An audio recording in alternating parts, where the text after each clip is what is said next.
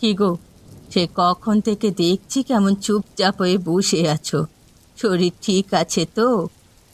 হ্যাঁ, হ্যাঁ গো, ওপরওয়ালার কৃপায় শরীর ঠিক আছে, কিন্তু একটা বিষয় নিয়ে খুব দুশ্চিন্তায় আছি। কি এমন হয়েছে যে যার জন্য তুমি এত দুশ্চিন্তা করছো? হ্যাঁ, তোমার মনে আছে আমাদের পুরনো সেই জমির কথা? হ্যাঁ গো, মনে আছে। তা হঠাৎ সেই জমির কথা কেন আসলো? আর বলো না গিন্নি, আমাদের সেই জমির উপর এলাকার কিছু অসৎ লোকের নজর পড়েছে এবং তারা চায় আমি জমিনের মালিকানা তাদের হাতে তুলে দিই। এ কেমন কথা? এটা তো আমাদের জমি, আমরা কেন তাদের হাতে তুলে দেব? তুমি তো জানো গিন্নি, আমাদের চারপাশে সকল লোক সৎ না। এই জমির উপর যখন তাদের নজর পড়েছে, যে কোনো উপায়ে এটি হাতিয়ে নেবেই নেবে। তাই বলে কি তারা তোমার পূর্বপুরুষদের সম্পত্তি তোমার কাছ থেকে জোর করে নিয়ে নেবে নাকি? গিন্নি, আমি তো চাই না আমার পূর্বপুরুষের শেষ স্মৃতি এভাবে কেউ হাতিয়ে নিক। জানি তারা এই সম্পত্তি হাতিয়ে নেওয়ার জন্য সর্বোচ্চ চেষ্টা করবে এবং যে কোনো ধরনের ষড়যন্ত্র করতে একেবারও ভাববে না। তুমি দুশ্চিন্তা করো না। সমস্যা যখন হয়েছে তার সমাধানও নিশ্চয়ই আছে। আমরা আমাদের ছেলেকে বলে এর নিশ্চয়ই একটা ব্যবস্থা ঠিক করে নেব। না গো গিন্নি, এ কথা তুমি ছেলেকে কোনোভাবেই বলবে না। আমি চাই না যে সে কোনো ঝামেলায় জড়াক। তুমি ওপরওয়ালার কাছে এটাই প্রার্থনা করো, যাতে আমরা দ্রুত এই সমস্যা থেকে বের হয়ে আসতে পারি। ঠিক আছে, আমি কিছু বলবো না, কিন্তু তুমি সাবধানে থাকবে। হ্যাঁ, ওপরওয়ালা না করুক, শেষ বয়সে এসে এই জমি যেন আমার কাল না হয়ে দাঁড়ায়। এমন অলক্ষণে কথা বলো না।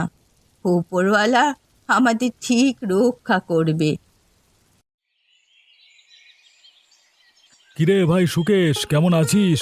তোকে তো এখন দেখাই যায় না। আর বলো না বন্ধু, কয়েক মাস হলো নতুন চাকরিতে যোগ দিয়েছি। তারপর তো জানোই, সামনে ছোট বোনের বিয়ে, ছোট ভাইয়ের পড়াশোনা, সবকিছু মিলিয়ে বেশ চাপের মধ্য দিয়ে সময় পার হচ্ছে। আচ্ছা আচ্ছা, বুঝতে পেরেছি। চাকরির কথা শুনে খুশি হলাম। বাড়ির সবাই ভালো আছে তো? হ্যাঁ হ্যাঁ, মোটামুটি সবাই ভালো আছে, কিন্তু বাবা মারা যাবার পর মা কেমন যেন হয়ে গিয়েছে। কারো সাথে তেমন একটা কথা বলে না, নিজের মতো চুপচাপ থাকে, ঠিক করে খাওয়া দাওয়া করে না। এ কারণে মাঝের মধ্যে তার শরীরটা খারাপ হয়ে থাকে। খেয়াল রাখিস মাসিমার। আশা করি তিনি দ্রুত সুস্থ হয়ে যাবেন। কি হয়েছে বন্ধু, তোমাকে দেখে এত চিন্তিত মনে হচ্ছে কেন? আসলে বেশ কিছুদিন ধরে তোর বৌদির শরীরটা ভালো নেই। গত 2 মাস ধরে কোম্পানি ঠিক করে বেতন পরিশোধ করছে না। এটা নিয়ে চিন্তায় আছি। চিন্তা করো না বন্ধু, বৌদি সুস্থ হয়ে যাবেন এবং সব ঠিক হয়ে যাবে। কিন্তু তুমি চাইলে এই চাকরি ছেড়ে নতুন একটা চাকরিতে যোগ দিতে পারো। আসলে চাকরি ছেড়ে দেওয়া অত সহজ না। এখন যদি আমি চাকরিটা ছেড়ে দিই, সংসার চালাতে হিমশিম খেতে হবে আমাকে। বড় ছেলে হিসেবে বাবা মায়ের দায়িত্ব আমার উপর। তুই তো জানিস, বাবা কখনো কারোর কাছে মাথা নত করেনি এবং আমি চাই না ও বাবার সামনে কখনো মাথা নত হোক।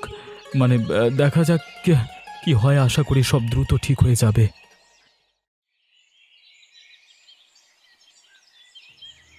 অনেক হয়েছে। বুড়োকে অনেক বোঝানোর চেষ্টা করেছি, কিন্তু সে কোনো মতেই জমিখানা আমার নামে লিখে দিতে রাজি নয়। যেভাবেই হোক কিছুদিনের মধ্যে বুড়োর জমিখান দখল করতে হবে। তোমার কি মনে হয় তুমি বুড়োকে গিয়ে বলবে তুমি জমি তোমার নামে লিখে দেবে? বুড়ো এই তুমি মানে সেটা কি হয়? আমি কিছু বুঝতে চাই না। আমার যখন একবার ওই জমির উপর নজর পড়েছে, আমার সেই জমিখানাই লাগবে। কি এমন বিশেষত্ব আছে যে সেই জমির মাঝে যে তুমি এমন পাগলামো করছো? আরও তো অনেক দামি জমি আছে যেগুলো বিক্রি করলে তুমি মোটা অঙ্কের টাকা পাবে। কোনো বিশেষত্ব নেই, কিন্তু আমি যখন বুড়োর কাছে জমিখানা চেয়েছি, বুড়ো আমার মুখের উপর না করে দিল। এটি আমার আত্মসম্মানে লেগেছে, তাই যতক্ষণ না এই জমি নিজের করে পাচ্ছি আমার মনে শান্তি পাবো না। আর তুমি তো জানোই, সোজা আঙুলে ঘি না উঠলে আঙুল বাঁকাতে হয়। এই জমির জন্য যদি আমাকে বুড়োকে খুন করতে হয়, আমি তাই করব। রাগের মাথায় কোনো ভুল সিদ্ধান্ত নিও না। যাই করো ভবিষ্যতের কথা ভেবে চিন্তে করবে, যাতে কোনো কিছুর জন্য তোমাকে পস্তাতে না হয়। জানো বিট্টু, আজকে কি? না, আজকে কি তোমার জন্মদিন? না, আজকে আমার জন্মদিন না। আজকে হচ্ছে আমার পুতুল সোনা মনির বিয়ে, যার জন্য আমি বাবাকে বলে দোকান থেকে সাজানো জিনিসপত্র আর খাবার আনিয়েছি। তুমি কিন্তু আমার সাথে থাকবে। আমরা দুজনে মিলে আমার পুতুল সোনা মনিদের বিয়ে দেব। জানো মাসিমা, আমি মাকে বলেছি আমি যখন বড় হয়ে চাকরি করব, নিজের পায়ে দাঁড়াবো, তখন আমি গুড্ডিকে বিয়ে করব এবং আমাদের বাড়ির বউ করে নিয়ে যাব।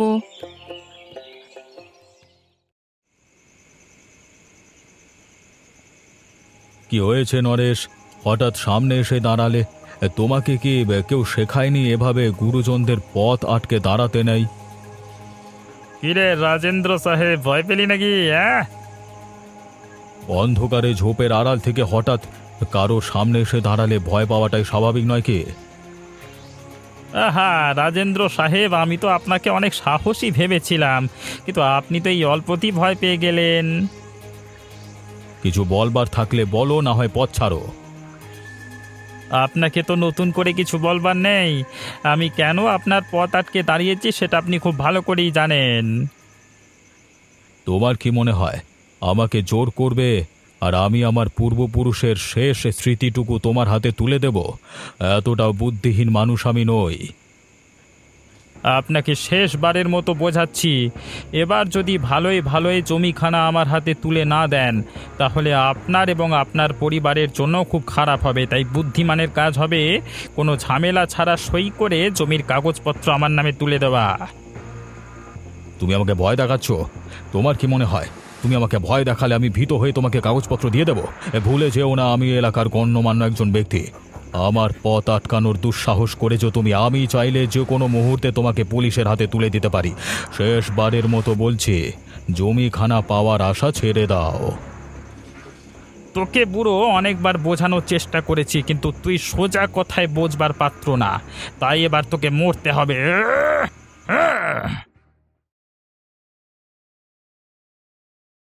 এমনটা তো হওয়ার কথা ছিল না। কেন আমার সাথে এমনটা হলো ওপরওয়ালা? কেন আমার বাবাকে আমার থেকে কেড়ে নিল? কি দোষ ছিল ওনার? কি দোষ ছিল? উনি তো কখনো কারোর ক্ষতি করেননি। শান্ত হও দীপক, এভাবে ভেঙে পড়লে চলবে না। তুমি ভেঙে পড়লে মাকে সামলানো কষ্ট হয়ে যাবে।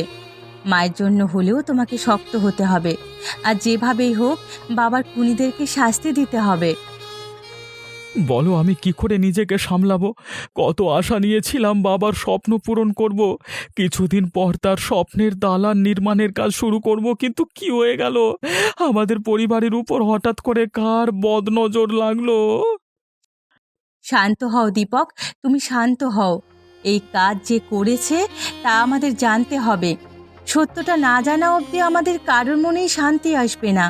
তুমি কাল সকালেই পুলিশের কাছে যাবে আর তাদেরকে বলবে সঠিক তদন্তের মাধ্যমে যাতে খুনিকে বের করে আর তার প্রাপ্য শাস্তি দেয়। ঠিক আছে, আমি কালকে সকালেই থানায় যাব এবং এই খুনের সুষ্ঠু তদন্ত করতে বলবো, যাতে কোনো ষড়যন্ত্রকারী রেহাই না পায়, যাতে আমার বাবার খুনি শাস্তি পায়। কি গো প্রিয়তমা, কেমন আছো? অনেকদিন পর তোমাকে দেখতে পেলাম, সবকিছু ঠিক আছে তো? আমি বেশ আছি। তুমি কেমন আছো? হ্যাঁ, এখন পর্যন্ত সবকিছু ঠিকই আছে, কিন্তু আমার মনে হয় বাবা কিছু একটা ধারণা করতে পেরেছে। কি হয়েছে আমাকে খুলে বলো। কিছুদিন আগে যখন জমিদার সাহেব খুন হলো, তখন আমি তাদের বাড়ি যেতে চেয়েছিলাম, কিন্তু হঠাৎ করে বাবা আমাকে নিষেধ করে দেয়। আমি জিজ্ঞেস করার পরেও সে কোনো উত্তর দেয়নি। হয়তোবা তোমার বাবা তোমার কথা চিন্তা করি সেখানে তোমাকে যেতে দেয়নি। এতে এত দুশ্চিন্তা করবার কি আছে? না, হয়তো বাবা আমাদের সম্পর্কের কথা জানতে পেরেছে, আর না হয় এমন কিছু ধারণা করতে পেরেছে। না হলে উনি আমাকে ওখানে যেতে বাধা দিতেন না। আহা, তুমি এত চিন্তা করো না তো। এমন কিছুই হয়নি, এটা হয়তো তোমার মনের ভুল। হতে পারে, আমি সব কিছু নিয়ে অতিরিক্ত দুশ্চিন্তা করছি, তাই হয়তো এমনটা মনে হচ্ছে। অনেক দিন তো হলো। আমার পরিবারের সাথে বিয়ে নিয়ে কবে কথা বলবে তুমি? কিছু কি ঠিক করেছো? আমি তোমাকে এই কথাটা বলবার জন্যই দেখা করতে চেয়েছিলাম। মায়ের সাথে কথা বলেছি, মায়ের আমাদের সম্পর্ক নিয়ে কোনো আপত্তি নেই। এখন তুমি যদি চাও আমি পরের সপ্তাহে তোমার বাড়িতে আমাদের বিয়ের প্রস্তাব দিতে যাব। আমার কেন জানি ভয় করছে। আমার পরিবার যদি আমাদের সম্পর্কটা মেনে না নেয়, তখন আমরা কি করব? তুমি আবার অযথা চিন্তা শুরু করলে। আমি তো এখন ভালো বেতনের চাকরি করি। আরে আমার মনে হয় না তোমার পরিবার আমাদের সম্পর্ক না মানায় কোনো যুক্তি আছে। তুমি নিশ্চিন্ত থাকো, আমি আমি ঠিক তাদেরকে মানিয়ে নেব। আমার তোমার ওপর সম্পূর্ণ ভরসা আছে সুকেশ। আমি জানি তুমি সব কিছু সামলে নেবে।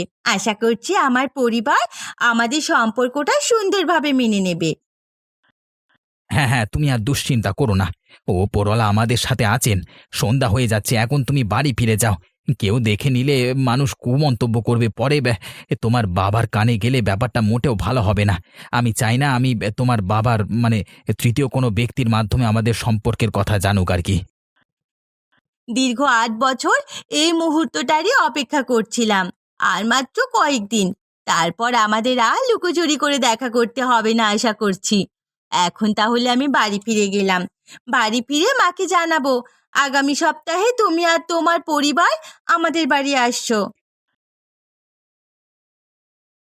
কান্না করো না মা। আমি তোমার দুঃখ বুঝতে পারছি, কিন্তু কি করব বলো? ওপরওয়ালা আমাদের ভাগ্যে এমনটাই হয়তো লিখে রেখেছিলেন। না রে বাবা, এই দুঃখ কাউকে বোঝানোর মতো নয়। তুই তো ছোটবেলা থেকে তোর বাবাকে দেখে বড় হয়েছিস। কখনো কি দেখেছিস তোর বাবা কারো সাথে খারাপ ব্যবহার করেছে? কখনো দেখেছিস কোনো কারণ ছাড়া কারোর ওপর রাগ করতে? বাবা বরাবরই একজন ভালো মানুষ ছিলেন, এটা তুমি আমি গ্রামের সকল লোকই জানে। কিন্তু তার সাথে এমনটা হবে কেউই ভাবতে পারেনি। সত্যটা একদিন না একদিন সবার সামনে প্রকাশ পাবেই পাবে। আমি চাই তোর বাবার খুনিরা যেন তাদের প্রাপ্য শাস্তি পায়। মা, আমাকে বলো তো, বাবার কি এমন কোনো শত্রু ছিল যার ব্যাপারে আমরা জানতাম না? অথবা বাবা কি কখনো তোমাকে এমন কিছু বলেছে যেটা সম্পর্কে আমাদের বলেনি? হ্যাঁ, মনে পড়েছে। তোর বাবা মারা যাওয়ার আগে একদিন সকালবেলা খুব মন খারাপ করে বসেছিল। তখন আমি তার কাছে জিজ্ঞেস করেছিলাম কি হয়েছে। সে আমাকে বলেছে আমাদের পুরনো জমিনের কথা। গ্রামের কিছু অসৎ লোকের চোখে পড়েছে সেই জমি। তা নিয়ে তোর বাবা খুব দুশ্চিন্তায় ছিল। আমার মনে হয় তাদের মধ্যে কেউ ষড়যন্ত্র করে তোর বাবাকে খুন করেছে। এত বড় ঘটনা তুমি আমাকে আগে কোনোদিন বলনি কেন মা? আগে বললে হয়তো আমি কোনো ব্যবস্থা নিতাম, আমরা আইনের সাহায্য নিতাম। হ্যাঁ, আমি তোকে জানাতে চেয়েছিলাম, কিন্তু তোর বাবাই আমাকে বলতে নিষেধ করেছিল। বলেছিল এ ব্যাপারে যাতে তোকে কিছুই না বলি। তখন বৌমাও অসুস্থ ছিল, তাই তোর বাবা তোকে অযথা টেনশন দিতে চায়নি।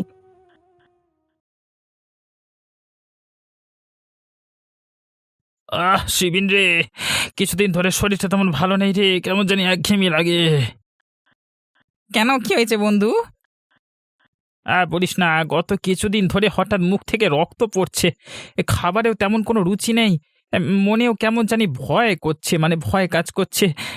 মনে হয় না আর বেশি দিন বাঁচবো, বুঝলি। অনেক বছর ধরে তো মদ্যপান করছো, এবার না হয় এসব ছাড়ো। মানুষ তো সব সময় একই রকম চলতে পারে না। মাঝে মাঝে নিজেকে পরিস্থিতি অনুযায়ী পরিবর্তন করতে হয়। নিজের কথা না ভাবলেও একবার বৌদি আর তোমার ছেলে মেয়েদের কথা চিন্তা করো। জানো শিবির, ওই দিন রাতে কি হয়েছিল? আমি রাজেন্দ্রকে নিজের হাতে খুন করেছি এবং সে মারা যাওয়া পর্যন্ত সেখানেই দাঁড়িয়েছিলাম। তারপর তার লাশ সেখান থেকে ফেলে দিয়ে বাড়ি আসি। আমি তোমাকে বারবার নিষেধ করেছিলাম যা করবে ভেবে চিনতে, কিন্তু তুমি আমার কথা শোনোনি। এখন এত বড় ভুল করে তুমি কিভাবে এত শান্ত হয়ে বসে আছো? একবারও কি নিজের পরিবারের কথা ভেবেছিলে? বাবারে, আহ!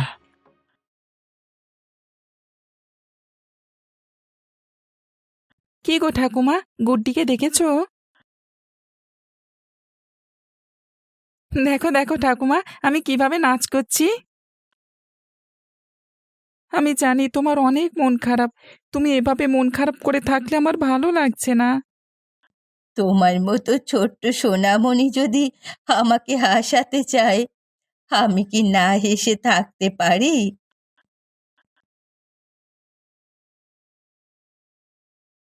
ওগো শুনছো?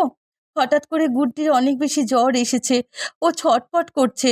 আমার মনে হয় ওকে এখনই আমাদের হাসপাতালে নিয়ে যাওয়া উচিত। এত রাতে কিভাবে হাসপাতালে যাব? এখন তো কোনো যানবাহন পাওয়া যাবে না। এত রাতে হাসপাতালে তেমন কোনো ডাক্তারও থাকবে না।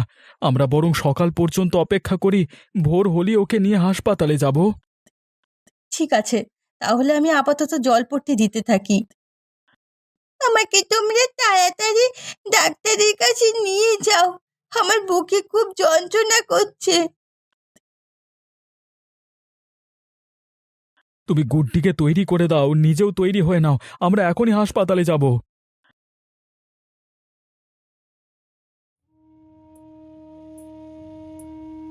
ডাক্তার সাহেব, রাতের থেকে গুড্ডি অনেক অস্থির হয়ে গেছে। আবুল তাবুল বকছে। এত পরিমাণে জ্বর বেড়ে যাওয়ার কারণ কি?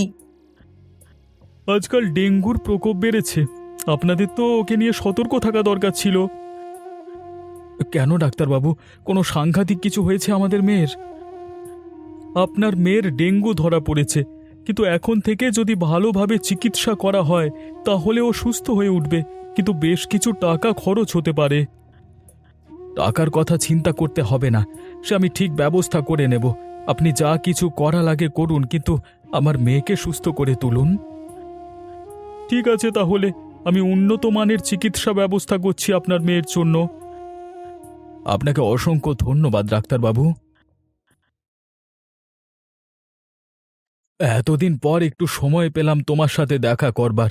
গুড্ডিকে হাসপাতাল থেকে বাড়ি নিয়ে এসেছি। এখন কেমন আছে গুড্ডি? ভালো আছে। তুমি বলো, কি সুখবর দেওয়ার জন্য আমাকে জরুরিভাবে ডেকেছিলে? সুখবর হলো, আমার আর চম্পার সম্পর্ক তার পরিবার মেনে নিয়েছে। কিছুদিন আগে আমি বিয়ের প্রস্তাব নিয়ে তাদের বাড়িতে যাই এবং তার বাবা মা কোনো আপত্তি ছাড়াই আমাদের সম্পর্ক মেনে নিয়েছে। আমি জানতাম তারা মেনে নেবে। তুমি আর চম্পা শুধুই দুশ্চিন্তা করছিলে। এখন বলো, মিষ্টিমুখ কবে করাবে? এই যে 2 দিন পর বিয়ের পাকা কথা হবে, সেখানে অবশ্যই তোমাকে উপস্থিত থাকতে হবে। অবশ্যই আমি নিজে উপস্থিত থেকে তোমাদের বিয়ের তারিখ ঠিক করে আসব। তোমার বৌদি শুনলে অনেক খুশি হবে। সে তোমাদের বিয়ের আশায় বসেছিল এতদিন। ঠিক আছে বন্ধু। এই শিবিন, দাঁড়াও তো। বেশ কিছুদিন ধরে লক্ষ্য করছি তুমি আমাকে দেখলে চোরের মতো মুখ লুকিয়ে পালাও। কি হয়েছে কি? তুমি কি আমার থেকে কিছু লোকাচ্ছ? নাই দীপকদা, তোমাকে দেখে পালাবো কেন? আমি খেয়াল করিনি। শিবিন, তুমি এমন আমতামতা করে কথা বলছো কেন? আগে তো কখনো এমন করতে দেখিনি। বেশ কিছুদিন ধরে দেখছি তুমি কেমন জানি করছো। আমার কেন জানি না মনে হচ্ছে তুমি আমার কাছ থেকে কিছু লোকাচ্ছ। যদি কিছু লুকিয়ে থাকো তুমি আমাকে বলতে পারো। দীপকদা, আমাকে তুমি ক্ষমা করে দিও। আমি চাইনি তোমার থেকে কথাটি লুকুতে। আহা, কথা না ঘুরিয়ে বলো তো কি হয়েছে? আসলে তোমাকে আগেই বলতে চেয়েছিলাম, কিন্তু বলবো বলবো করে ভয়ে বলে উঠতে পারছিলাম না। আজকে যখন তুমি আমাকে জিজ্ঞেস করলে তাই বলবার সাহস পেলাম। তুমি আমাকে ভুল বুঝো না। তোমার বাবাকে আর কেউ নয়, আমার বন্ধু নরেশ খুন করেছে। বন্ধুত্বের খাতিরে এবং ওর পরিবারের কথা চিন্তা করে আমি এতদিন সত্যটা গোপন করেছি, কিন্তু আমার অপরাধবোধ কাজ করছিল আমার মধ্যে। নিজেকে নরেশের মতো সমান অপরাধী মনে হচ্ছিল। তুমি যদি আমাকে আগে বলতে তাহলে এতদিন একজন খুনি জেলের বাইরে থাকতো না। বুঝতে পেরেছি, তুমি তোমার বন্ধুত্বে এবং বন্ধুত্বের পরিবারের খাতিরে এতদিন কিছু বলনি, কিন্তু আমি খুশি হয়েছি তোমার ভুল বুঝতে পেরেছো তুমি এবং আমাকে সত্যিটা জানিয়েছো। এটা দেখে আমরা এখনই নরেশের বাড়িতে যাব এবং ওকে পুলিশের হাতে হস্তান্তরিত করব। আশা করি নিজের দোষ স্বীকার করবে ও। দেরিতে হলেও আমি আমার বাবার খুনিকে শাস্তি দিতে পেরেছি। এরপর মনে হয় বাবার আত্মা শান্তি পাবে এবং ওই পারে ভালোই থাকবে। হ্যাঁ রে বাবা, তোর বাবার আত্মার শান্তি কামনা করছি। ছোট একটা জমির জন্য তাকে পৃথিবী ছাড়তে হয়েছে। জমিন ছোট হলেও এটি বাবার পূর্বপুরুষের স্মৃতি ছিল এবং বাবার স্বপ্ন ছিল এই জমিনে আমি একটি দালান নির্মাণ করব এবং তার নাম হবে রাজেন্দ্র ভিলা। বেঁচে থাকতে তো বাবার স্বপ্ন পূরণ করতে পারিনি, এখন না হয় করি, যেটা করলে আমার মনে শান্তি পাবো। খুব ভালো সিদ্ধান্ত নিয়েছো। তোমার সিদ্ধান্ত শুনে খুব খুশি হয়েছি। উপরওয়ালা তোমার সহায় হোক, তুমি যাতে ঠিকঠাকভাবে কোনো ঝামেলা ছাড়া দালান নির্মাণের কাজ সম্পূর্ণ করতে পারো। আমিও অনেক খুশি হয়েছি বাবা। ঈশ্বর সহায় হোক এবং তোর আর তোর বাবার স্বপ্ন পূরণ হোক। ঠাকুমা চলো আমরা সবাই মিলে এই খুশির মুহূর্তটা বিশেষ আয়োজনের মধ্যে দিয়ে উপভোগ করি। হ্যাঁ অবশ্যই, বাইরে ঝড়ের মধ্যে যদি বিশেষ কিছু রান্না করা না হয় তাহলে কি আর আনন্দ জমবে? মা কি বলেন, কি রান্না করব? আজকে তোমার শ্বশুর মশাইয়ের অপরাধী শাস্তি পেল। আজকে তোমার শ্বশুর মশাইয়ের জন্মদিন। এই খুশিতে আমি চাই তুমি তোমার শ্বশুর মশাইয়ের পছন্দের ঝাল মাংস আর খিচুড়ি রান্না করো। ঝাল মাংস, সেটা আমার খুব প্রিয়, আজ জমিয়ে খাবো।